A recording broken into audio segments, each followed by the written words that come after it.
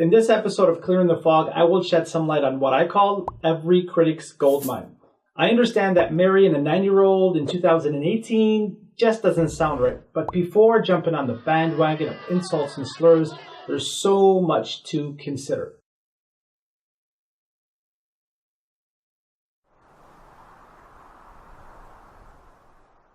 First, let's see how the marriage came about. When his first wife Khadija, 15 years, passed away, a companion by the name of Khawla bint Hakim said to the Prophet, "Will you not marry again?" He replied, "To who?" She said, "To Aisha or Sauda." He said, "Then go on my behalf." She later goes and mentions the Prophet's interest. Upon getting to Aisha's house, she learns that Aisha is already engaged to someone named Jubayr ibn Mut'im. However, the marriage was later called off by the wish of Jubayr's parents out of fear of him embracing Islam. We see here the Prophet did not initiate the proposal, but instead someone else. We also have authentic hadith stating that he saw her in a vision, but doesn't bring it up. In other words, he doesn't say to Aisha's father, "I saw in a vision that I'm to marry your daughter, so just trust me." So it was Khawla bint Hakim who was the one who suggested Aisha as a suitable candidate, knowing very well Aisha's age and the age difference between her and the Prophet, upon whom be peace. So one might ask, what's the father's reaction? See, pseudo-academics insist that the Prophet was flat out wrong for marrying Aisha, upon whom be peace. Had this been true, Abu Bakr, her father, would not remain best friends with him until his death, and he would not succeed him to the throne of Khilafah. The same can be said about his daughter Aisha. See, someone might say, I'm sure she wanted to leave but couldn't. In fact, this option was given to his wives due to a lack of financial means. The Quran relates to us in chapter 33, verse 28, "O Prophet, say to your wives, if you should desire the worldly life and its adornment, then come, I will provide for you and give you a gracious release." The verse can't be more clear. So the question is, how many of his wives left? None. What did his enemies have to say? They slandered him by calling him a liar, a soothsayer, a magician, and a poet, but none of them accused him of the silly antics we hear about today. One story that stands out is during this second year after the migration, Abu Sufyan, a staunch enemy of the Prophet before accepting Islam, is asked a series of questions by the Emperor Heraclius. This would be a golden opportunity for his enemies to silence him once and for all. However, Abu Sufyan makes no mention of the marriage that took place just the year before. So was Prophet Muhammad seeking a specific age group? Let's see. Khadija was 40 when he married her. Sauda was 66. Aisha was 9. Hafsa was 21. Zainab bin Khuzaymah was 30. Salama was 27. Zainab bin Jahsh was 38. Juwaydiya was 15. Habiba was 42. Safiya was 17. And at last Maymuna was 27. These numbers do not suggest a specific age group, so to overlook all other ages and zero in on the 9 is called cherry picking. So yes, Aisha was the youngest, but she was also the only one who was not previously married. Let's compare other marriages. Ruqayya, one of the Prophet's daughters, was married by age 10. According to the Catholic Encyclopedia, Mary, upon whom be peace, the mother of Jesus, was 12 when married to Joseph, who was 90. In the 13th century, Beatrice de Provence of France was 12 when married to Charles of Anjou. In the 16th century, Marjorie Baker of England was 12 when married to John Baker. In the 17th century, Elizabeth Stanhope of England was 9 when married to George Berkeley. And just in the 19th century, Elizabeth Hayes of the state of Kentucky was also 9 when married to Louis Napier. Today, the legal age of consent in all 50 states is at least 16, which is a stark difference when compared with the 1880s, when the age of consent was 10 in most states and only 7 in the state of Delaware.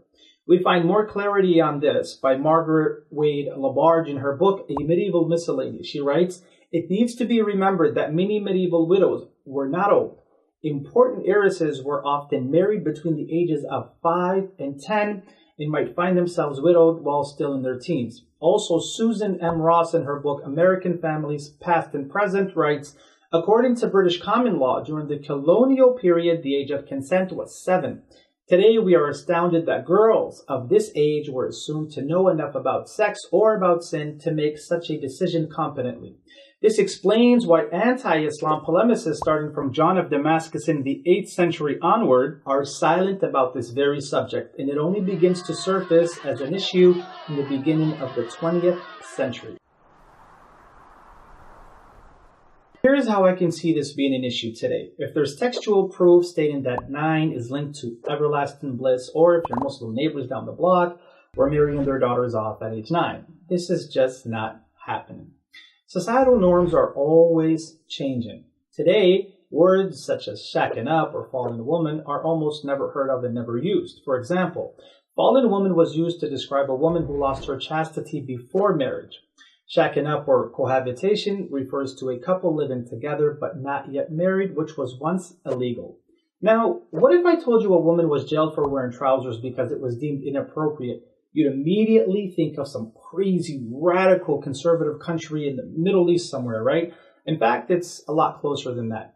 It was in Puerto Rico in 1919 where a woman by the name of Luisa Capatello was sentenced to jail for wearing trousers in public. Also, in Los Angeles in early 1938, a woman by the name of Helen Hullick was sentenced to 5 days in jail for coming back to court in trousers after being told not to by the same judge.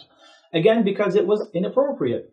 Things were much more different in colonial America when fornication was not socially accepted. If found guilty, you were punished by either paying a fine or you were struck with a whip in public. Fast forward to today and you're laughed at and ridiculed in high school if you have yet to engage in any sexual activity. By extension, having kids outside of marriage is normal today, but in our past, certain women saw infanticide as a rescue means to avoid being stigmatized. So the question is, why Aisha and what sets her apart?